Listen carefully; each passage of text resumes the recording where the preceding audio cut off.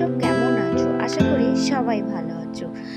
তো আমরা বাড়িতে কিভাবে আমড়ার ঘাটা বানিয়েছি, চলো রেসিপিটা শুরু করা যাক। সবার প্রথমে হলুদ দিয়ে আমড়াটা সিদ্ধ করে রেখেছিলাম।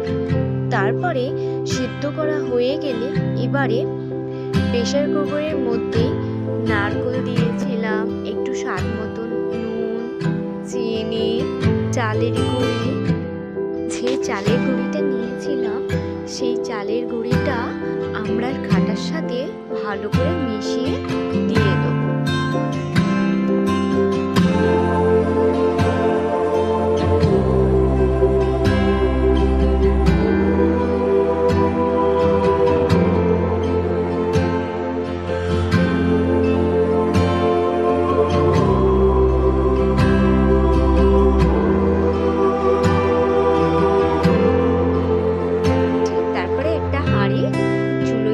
বসিয়ে নেব, নিয়ে কিছুটা রসুন থেতো করে নেব।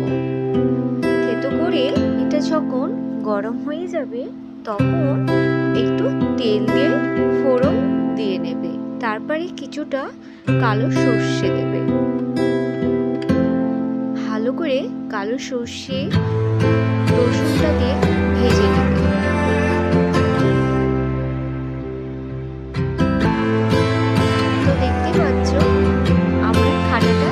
ঢেলে নিয়েছিলাম, কত সুন্দর